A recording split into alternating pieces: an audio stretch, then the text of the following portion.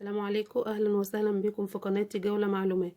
اتمنى يا رب تكونوا كلكم بخير وسعادة. رجعت لكم بجولة جديدة، وجولتنا النهاردة هتكون في المنشر اللي اشتريته من محل البامبي في بنها. ناس كتير سألت على العنوان بتاع المحل في بنها، محافظة القليوبية.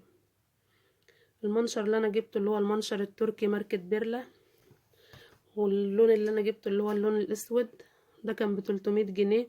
في منه انواع كتير. في الفيديو اللي انا صورته في المحل على اسعار المناشر، في منه اللي لونه بينك، وفي منه اللي ستانلس، وده ب275. اللون الاسمر بيتأثرش قوي بالمية ولا بيصدي، ودوت كان ب300 جنيه. الماركة بتاعته بيرلا، وده تركي. المنشر اللي معايا 5 أسلاك على الجناب على كل جنب، و8 أسلاك في النص. المنشر اللي معايا بياخد كمية هدوم كبيرة لو نظمته صح. طبعا كلنا عارفين أهمية المنشر، مش شرط ان انا استخدمه في فصل الشتاء وبس، لا، ممكن اخده اعلم عليه البنات الصغيرة النشير ازاي. ممكن للناس اللي هي كبار السن، الناس اللي ما بتخاف تبص من البلكونات او من الادوار العالية. بيسهل عليا النشير، بياخد الحاجات الصغيرة، بيلم اي حاجة سهل ان انا انشرها عليه على طول عن البلكونة او المناشر العادية اللي احنا عارفينها. طيب في الوقت اللي احنا فيه بقى اللي هو وقت الشتاء، بستخدمه في النشير. لو حصل مثلا مطره ولا حاجه فبدخله بتني الجناب بتاعته وهي بالهدوم عادي، وبدخله او بسيبه في مكانه، وبحط عليه الكيس البلاستيك او المشمع يعني عشان المطر. طيب لو انا عندي مكان مفتوح فيه الهواء بسيبه فيه بحيث برضو الهدوم تتهوى وتنشف، يعني محطوش في مكان مقفول. لو حطيته في اوضه او حاجه بفتح الشباك بحيث ان هي برضو الهدوم بتاعتي ما تبقى تنشف بالهواء، يعني ما تبقاش الريحه بتاعتها مش كويسه. طبعا احنا بقى المنشر بتاعنا هنشوف الحجم بتاعه. انا شلت الكيس البلاستيك اللي متغلف بيه عشان بس الصوت في الفيديو. الماركه بتاعته اللي هي ماركه بيرلا، وقلنا ده تركي. هنفتحه مع بعض ونشوف الحجم بتاعه. بسم الله.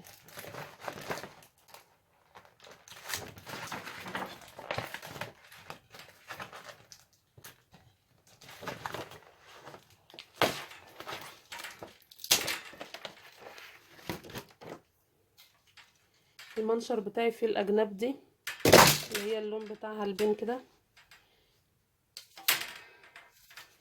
الجنب بتاعه هنشوف دلوقتي. في الجناب دي عامله زي الشماعات بالظبط، سهل الفتح.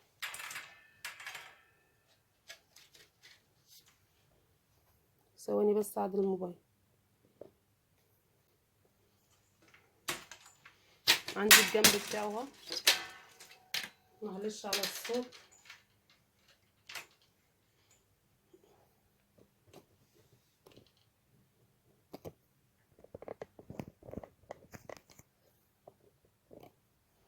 الجنب بتاعه ده كده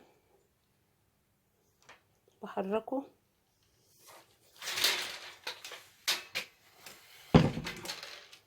طبعا ثابت.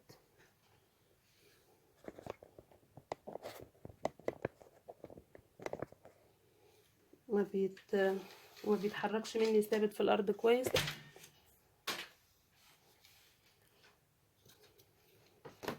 المنشر بتاعي عبارة عن 8 اسلاك. قربت لكم الموبايل عشان ناخد بالنا منه. عبارة عن 8 اسلاك في النص، ادي 2 4 6 8. برضو بستخدم دول للنشير، اللي هي الجناب الكبيرة دي لنشير بقى الملايات او حاجة تقيلة. ومعايا 5 على كل جنب، وبرضو 5 على الجنب التاني.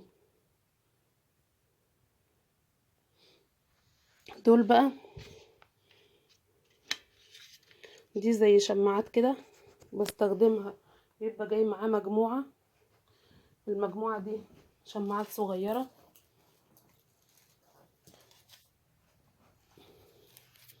بالشكل ده كده، شماعات صغيرة اهي بنشر فيها الشرابات، وهوريكم في الفيديو استخدمها ازاي. استخدمها بقى للنشير الشرابات، لنشير اي حاجة عندي، طرح، الملابس اللي هي الداخلية بتاعة الاطفال او كده، حاجات صغيرة يعني. الطواقي اللي هي بتاعة الشتاء بستخدمها في الجنب ده كده. ده كده شكل المنشر، والاعداد بتاعته ثابته يعني ما بيتحركش معايا، ثابت. طيب الجناب بتاعته كلها بالمنظر اللي معايا ده، ستانلس اسمر، بحيث اللي هو ما يتاثرش بالميه. قلنا السعر بتاعه 300 جنيه، وقلنا المكان بتاعه، والماركه تركي، والماركه بتاعته بيرلا، وهو تركي. ودي اللي هي الايه الشماعات الصغيره، ودي الاماكن بتاعتها. طبعا سهل الفتح والقفل زي ما احنا عارفين. وبكده بقى هسيبكم في جولة مع الايه ازاي استخدمت المنشر ونشرت عليه كمية هدوم كتيرة.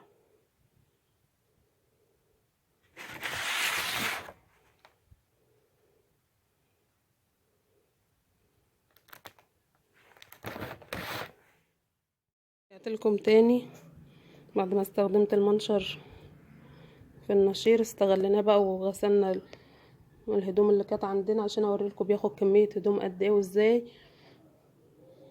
وازاي تستغليه انه ياخد اكبر كمية من الهدوم. المنشر بتاعنا حطاه في مكان فيه هوا، بحيث ان الهدوم برضو تتهوى وتنشف. ولو كان في يوم مثلا في امطار او شتاء، بتني دول كده على بعض، وبعدين ادخله او احط عليه المشمع. ده شكل المنشر بعد ما استخدمته في النشير. حطيت الهدوم اللي هي الطويله كده على الجناب، والقطع اللي هي الصغيره حطيتها في النص. خد قطع كتير من القطع الصغيره، والفوط بحطها كده عشان هي بتبقى اتقل حاجه، تاخد اكتر كميه هوا. القطع الصغيره، الملايات، بحط الجليب على الجناب بحيث انه ياخد اكبر كميه من الهدوم. وعدا دول كبار فحطيتهم هنا يكملوا، ملهمش مكان معايا هناك. والابيض، ودي الشماعات الصغيره اللي قلنا عليها في الفيديو، اللي بعلق فيها الشرابات كده، دي كنت قلت لكم عامله زي الاشكال، تعلق فيها الشرابات في الجناب بتاعه الشماعه. حسب بقى الهدوم اللي عندك بتنشري، استخدميه بقى في نشير الطرح، الشرابات، اي حاجه عندك بقى صغيره تستخدمي فيها. منشر خد كمية هدوم كبيرة، والقاعدة بتاعته ثابتة. القاعدة بتاعته طبعا مش واضحة بقى عشان الهدوم، هو عالي وهو مش طايل الهدوم، مش طايل الارض.